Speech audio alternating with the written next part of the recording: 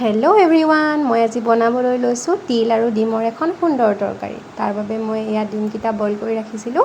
এখন কেৰাহী পাতি মিঠাতেল দিলোঁ। মিঠাতেল গৰম হোৱাত তাতে মই নিমখ আৰু হালধি জোখমতে দি এইকেইটা ধুনীয়াকৈ ফ্ৰাই কৰি ল'ম।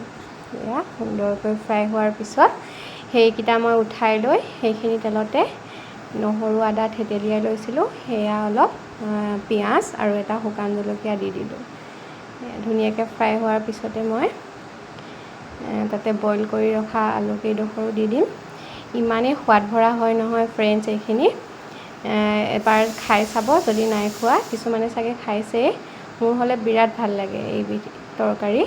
তাৰপিছত মই জিৰা গুড়ি ধনিয়া গুড়ি পানী অলপ দি মিহল কৰি তাতে দি দিলোঁ। সেয়া মছলাৰ পৰা পানী এৰোঁতে আলুখিনি দেখিছে নহয় দিলোঁ, অলপ মই ভাঙি দিছোঁ। সেয়া সুন্দৰকৈ ভাঙি দিলোঁ।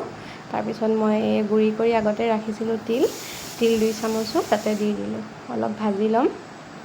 তিল আমাৰ স্বাস্থ্যৰ পক্ষেও উপযোগী, ছাল চুলি সকলোৰে বাবে ভাল, সেইবাবে আমি খাব লাগে তিল এনেদৰে। তাৰপিছত অলপ পানী দিলোঁ।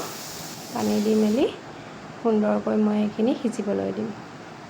এয়া সুন্দৰকৈ পানীটো শুকাই গ'ল। তাৰপিছত মই এতিয়া জোখমতে পানী দিম তৰকাৰীৰ কাৰণে। এয়া জোখমতে পানী দি মই উতল আহিবলৈ দিম। এয়া উতল আহোঁতেই মই তাতে ফ্ৰাই কৰি ৰখা ডিম দুটাও দি দিলোঁ। এয়া সুন্দৰকৈ হৈ গৈছে দেখিছেনে? দেখিবলৈ লোভ লাগিছেনে? খাই হ'লে বিৰাট টেষ্টি লাগিছিলে। নাই খোৱা যদি এবাৰ ট্ৰাই কৰি চাব, নিশ্চয় ভাল পাব। আপোনালোকে এতিয়া আজিৰ কাৰণে কি বনাইছে তাকো কমেণ্ট কৰিব। সকলোৱে খোৱা বোৱাই নহয় জানো, নাখালে হ'বনে? নহয় আজিলৈ আহোঁ তেনেহ'লে, বাই এভৰিৱান।